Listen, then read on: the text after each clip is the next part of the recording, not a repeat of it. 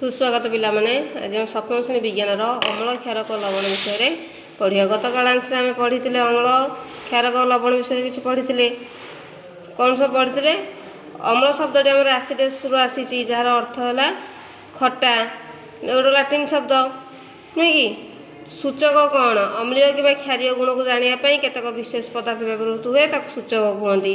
तो प्राकृतिक सूचक सब कौन कौन थी आमर लिटमस थिला मंदार फूल थिला हलदी थिला नुह कि आ कौ विषय सब आम कौठू कि अम्ल पाँच कौटी कौ क्षारक पाँच से विषय आम भी पढ़ी ता सहित आम जो प्राकृतिक सूचक लिटमस थिला ता विषय किसी आलोचना करते। आज आ गए प्राकृतिक सूचक हलदी विषय आम पढ़ा।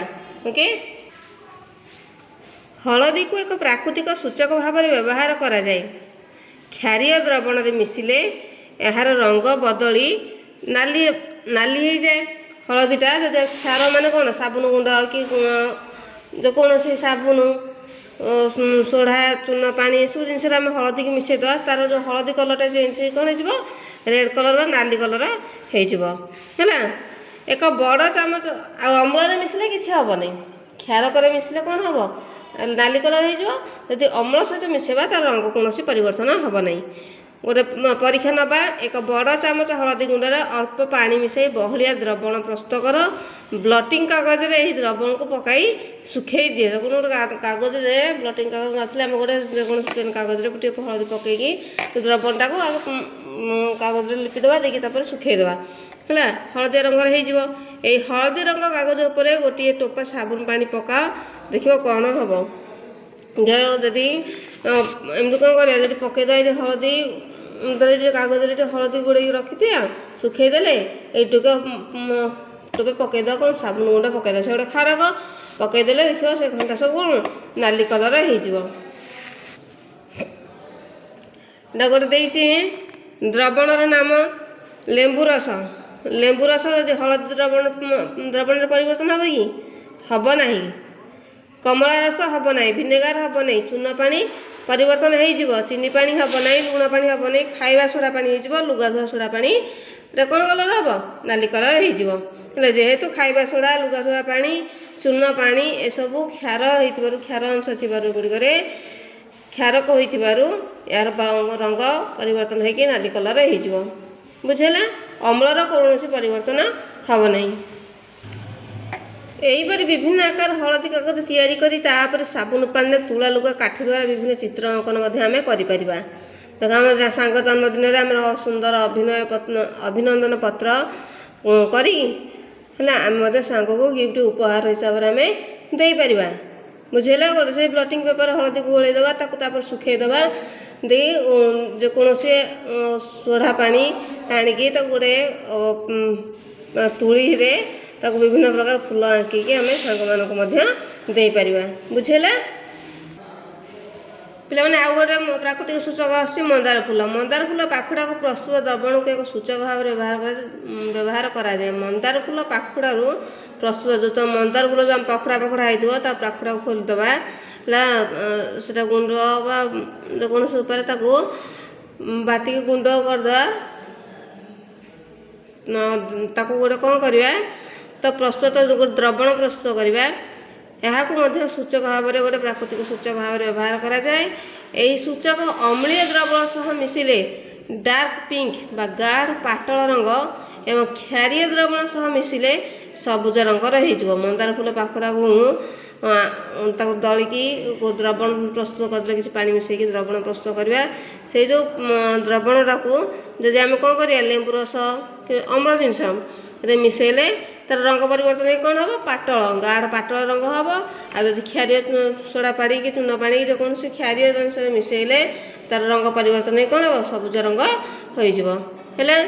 कि मंदार फूल पाखुड़ा आनी काच ग्लास रख एथिरा अल्प गरम पानी मिसाई नाली रंग हाँ पर्यंत अपेक्षा कर। आम मंदार फूल नाली रंग जानते केमी तार द्रवणटा प्रस्तुत करेंगे पाने कि अल्प गरम पानी नहीं पाखुड़ा खोलिक पकईदे से नाली रंग हवा पर्यंत से अपेक्षा करवा। यही रंगीन द्रवण एक सूचक यहाँ लेंबू रस और चून पानी सह पृथक पृथक भाव मिसा देखा कौन हो। लेंबू रस सह मिसैले कौन हम ଗାଢ଼ ପାଟଳ ରଙ୍ଗ ହୋଇଯିବ। ଯଦି ମନ୍ଦାର ଦ୍ରବଣ ସହ ତାର ଲେମ୍ବୁ ରସର ମୂଳ ରଙ୍ଗ କ'ଣ ହେଇଛି ଗୋଟେ ସ୍ୱଚ୍ଛ ଭଳିଆ ଦେଖାଯାଉଥିବ, ଟିକେ ହ୍ୱାଇଟ୍ ହ୍ୱାଇଟ୍ ଭଳିଆ ଦେଖାଯାଉଥିବ, ତ ମିଶିଗଲେ କ'ଣ ହେବ ଗାଢ଼ ପାଟଳ ରଙ୍ଗ ହେବ।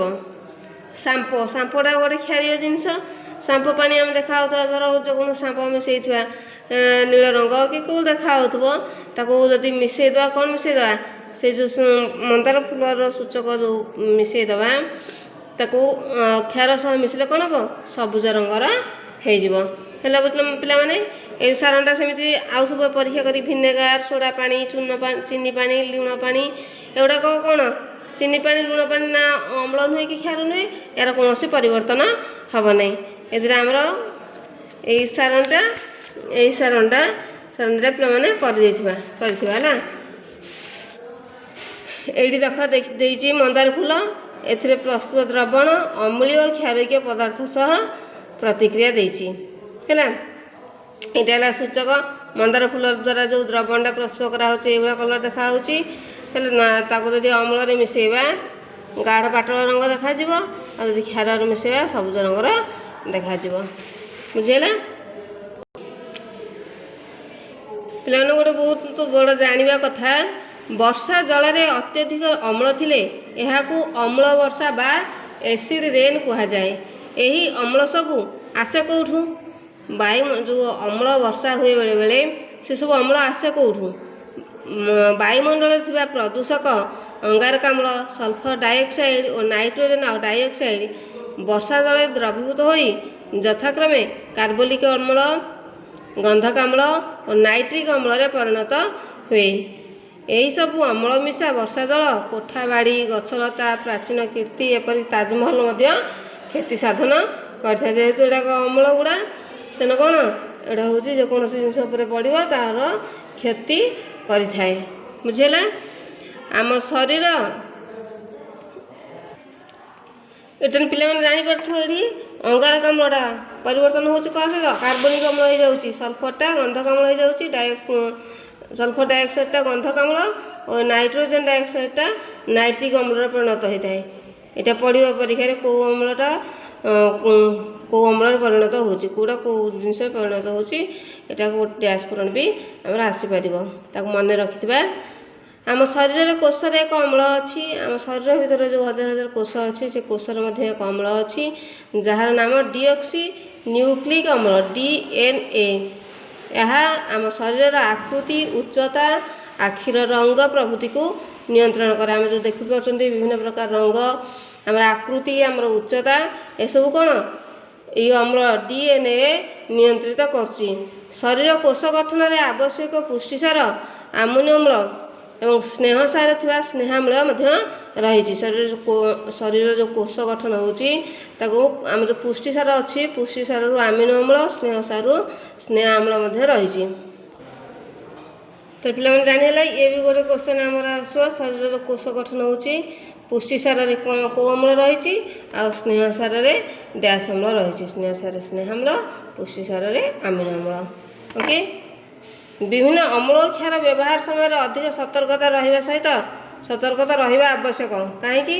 ଅମ୍ଳ ଆମେ ଜାଣିଛନ୍ତି ଏସିଡ୍ ଯଦି ଆମର ଉପରେ ପଡ଼ିବ କି କେଉଁ ଜାଗାରେ ଲୁଗାପଟା କି ଡ୍ରେସ୍ ପତ୍ର କି ଆମର ଚର୍ମରେ ପଡ଼ିବ, ଏହା ପୋଡ଼ିଦେବ, ମାନେ ବହୁତ କ୍ଷତି କରିଥାଏ। ଏସବୁର ଅଧିକ କ'ଣ ପ୍ରକୃତି କ୍ଷୟକାରୀ, ଉତ୍ତେଜକ ଓ ଚର୍ମ ପାଇଁ କ୍ଷତିକାରକ ହୋଇଥାଏ। ତେଣୁ ସତର୍କତା ସହିତ ଆମେ ତାକୁ କାରବାର କରିବା ଉଚିତ। ଏଇଟା ଗୋଟେ ଦେଇଛି ମଧ୍ୟ ସେମିତି ଗୋଟେ ସାରଣଟେ। ଅମ୍ଳ ଗୁଡ଼ାକ ତାର ଲିଟମସ୍ କାଗଜ କ'ଣ ପ୍ରଭାବ ଦେଖାଇବ, ହଳଦୀ କାଗଜରେ କ'ଣ ପ୍ରଭାବ, ମନ୍ଦାର ଫୁଲରେ କ'ଣ ପ୍ରଭାବ ଦେଖାଇବ। ଅମ୍ଳ ଗୁଡ଼ାକ ଲିଟମସ୍ କାଗଜ କ'ଣ ହେବ, ହଳଦୀ ରଙ୍ଗରେ କ'ଣ ହେବ ହଳଦୀରେ, ଆଉ ମନ୍ଦାର ଫୁଲ ଦ୍ରବଣରେ କ'ଣ ହେବ, ସେ ବିଷୟରେ ଆମେ ଏଇ ସାରଣଟା ଫିଲ୍ଅପ୍ କରିବା। ତାପରେ ଆସୁଛି ଆମର କ'ଣ ପ୍ରଶମନୀକରଣ। ପ୍ରଶମନୀକରଣ କ'ଣ? ଏକ ଅମ୍ଳୀୟ ଦ୍ରବଣ ଓ ଏକ କ୍ଷାରୀୟ ଦ୍ରବଣ ପରସ୍ପର ମିଶିଲେ ପ୍ରଶମିତ ହୁଅନ୍ତି। ଏହାଦ୍ୱାରା ଅମ୍ଳର ଅମ୍ଳୀୟ ପ୍ରକୃତି ଓ କ୍ଷାରକର କ୍ଷାରୀୟ ପ୍ରକୃତି ଲୋପ ପାଇଥାଏ। ଅମ୍ଳ ଆଉ କ୍ଷାରକ ଯଦି ପରସ୍ପର ମିଶିଗଲେ ପ୍ରଶମିତ ହୋଇଯାଆନ୍ତି, ଯାହାଫଳରେ ଅମ୍ଳର ଅମ୍ଳୀୟ ପ୍ରକୃତି ଆଉ କ୍ଷାରର ତାର କ୍ଷାରୀୟ ପ୍ରକୃତି ଲୋପ ପାଇଯାଏ। ଏହି ପ୍ରଶମନ ପ୍ରତିକ୍ରିୟା ଏକ ନୂତନ ପଦାର୍ଥ ଓ ତାପ ସୃଷ୍ଟି ହୁଏ। ପ୍ରତିକ୍ରିୟା ହେବା ସମୟରେ ଗୋଟେ ନୂଆ ଜିନିଷ ସୃଷ୍ଟି, ଗୋଟେ ରାସାୟନିକ ପ୍ରତିକ୍ରିୟା ହେବା ସମୟରେ ଗୋଟେ ନୂଆ ଜିନିଷ ସୃଷ୍ଟି ହେଉଛି ଆଉ ତା ସହିତ ମଧ୍ୟ ତାପ ସୃଷ୍ଟି ହୁଏ। ଏହି ପଦାର୍ଥକୁ ଲବଣ କୁହାଯାଏ। ଯେଉଁ ନୂତନ ପଦାର୍ଥର ସୃଷ୍ଟି ହେଉଛି ଅମ୍ଳ ଆଉ କ୍ଷାର ମିଶିକି ଯେଉଁ ନୂତନ ପଦାର୍ଥର ସୃଷ୍ଟି ହେଉଛି ତାକୁ କ'ଣ କୁହାଯାଉଛି? ଲବଣ କୁହାଯାଇଥାଏ। ହେଲା, ଲବଣ ଅମ୍ଳୀୟ କ୍ଷାରୀୟ କିମ୍ବା ପ୍ରଶମିତ ହୋଇପାରେ। ଲବଣ ଅମ୍ଳୀୟ ହୋଇପାରେ, କ୍ଷାରୀୟ ହୋଇପାରେ କିମ୍ବା ପ୍ରଶମିତ ମଧ୍ୟ ହୋଇପାରେ। ଅମ୍ଳ ଓ କ୍ଷାରକ ମଧ୍ୟରେ ପ୍ରତିକ୍ରିୟାକୁ ପ୍ରଶମନୀକରଣ କୁହାଯାଏ। ଏହି ପ୍ରକ୍ରିୟାରେ ଲବଣ ଓ ଜଳ ଉତ୍ପନ୍ନ ହୋଇଥାଏ। ଏଥିସହ ତାପ ମଧ୍ୟ ଉତ୍ପନ୍ନ ହୁଏ। ଅମ୍ଳ ଆମେ ଯେଉଁ ପଢ଼ିଲେ ଯେଉଁ ୟା ପୂର୍ବରୁ ରାସାୟନିକ ସମୀକରଣରେ ଏପଟେ କ'ଣ ଅମ୍ଳ ଯୁକ୍ତ କ୍ଷାରକ ବାହାରିଲା, କ'ଣ ତାର ଉତ୍ପାଦଟା? ଲବଣ ପ୍ଲସ୍ ଜଳ, ତାପ ମଧ୍ୟ ବାହାରିବ। ମନେକର ଗୋଟେ ନେଲେ ଲବଣ ଅମ୍ଳ HCl ନେଲେ ଆଉ ଗୋଟେ କ୍ଷାରକ ନେଲେ ସୋଡ଼ିୟମ ହାଇଡ୍ରୋକ୍ସାଇଡ଼ NaOH ନେଲେ, ତ ବାହାରିଲା କ'ଣ? ଖାଇବା ଲୁଣ NaCl ବାହାରିଲା ପ୍ଲସ୍ ଜଳ ମଧ୍ୟ ସେଠୁ ବାହାରିଲା। ବୁଝିହେଲା? ଆମ ଯେଉଁ ଦୈନନ୍ଦିନ ଜୀବନରେ ପ୍ରଶମନୀକରଣର ଆବଶ୍ୟକତା କ'ଣ ରହିଛି ଦେଖ। ବଦହଜମୀ, ଆମେ ଯେଉଁ ଖାଦ୍ୟ ଖାଉଛନ୍ତି ବଦହଜମୀ ବେଳେବେଳେ ହୋଇଯାଏ। ଆମ ପାକସ୍ଥଳୀରେ ଥିବା ଲବଣାମ୍ଳ ଖାଦ୍ୟ ହଜମରେ ସହାୟକ ହୋଇଥାଏ। ଲବଣାମ୍ଳ ଖାଇବା ଦ୍ୱାରା, ଖାଇବା ପରେ ସେ ଲବଣାମ୍ଳ ଝଡ଼ିଥାଏ, ଯାହାଦ୍ୱାରା ଖାଦ୍ୟ ହଜମ ହୋଇଥାଏ।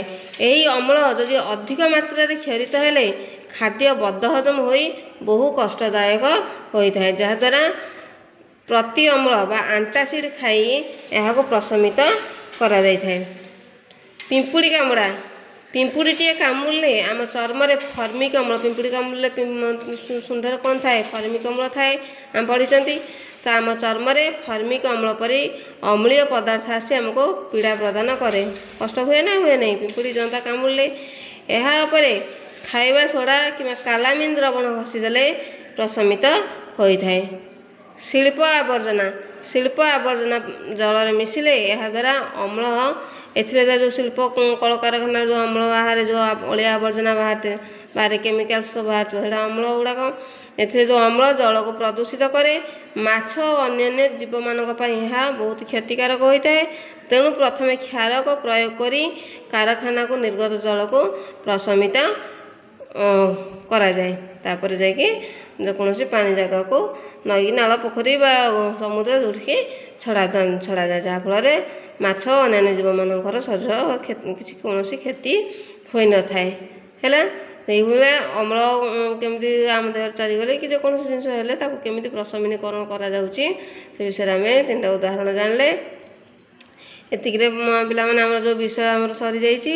ଏହାର ଯେଉଁ ଅଭ୍ୟାସ ଅଛି, ଅଭ୍ୟାସ ପିଲାମାନେ ତାକୁ କରିଦେଇକି ମୋର ଯେଉଁ ନମ୍ବର ଅଛି 7682952758 ନମ୍ବରକୁ ପଠାଇବା। ଅଭ୍ୟାସ ଏତେ କଷ୍ଟ ନାହିଁ। 3ଟି ଲେଖା ଅମ୍ଳୀୟ କ୍ଷାରୀୟ ପଦାର୍ଥର ନାମ ଲେଖ। ଅମ୍ଳ ଓ କ୍ଷାରକ ମଧ୍ୟରେ ପାର୍ଥକ୍ୟ, ଲିଟମସ୍ କାଗଜ କିପରି ପ୍ରସ୍ତୁତ ହୁଏ, ଏହାର ବ୍ୟବହାର କ'ଣ, ପ୍ରଶମନୀକରଣ କ'ଣ ପଢ଼ିଲେ ନାକି, ଚୂନ ପାଣି ଅମ୍ଳୀୟ କ୍ଷାରୀୟ ପ୍ରଶମିତ କି, ଏହାର ପ୍ରମାଣ କେମିତି କରିବା। ତାମାନେ ଯେଉଁ ଅଛି ତାକୁ, ଏଇଟା ତ ସବୁ ଦେଇଛି, ଡ୍ୟାସ୍ ପୂରଣ ଭଳିଆ ଦେଇଛି, କାରଣ ଦର୍ଶାଅ, ଠିକ୍ ଭୁଲ ଚିହ୍ନ କରିକି ପିଲାମାନେ ପଠାଇ ଦେଇଥିବା ନମ୍ବରକୁ। ଯଦି କିଛି ଅସୁବିଧା ହେଲା ୟା ପର ପିରିୟଡ଼ରେ ଆମେ ତା'ର ଆଲୋଚନା କରିବା। ଆଜି ପାଇଁ ଏତିକି, ଧନ୍ୟବାଦ।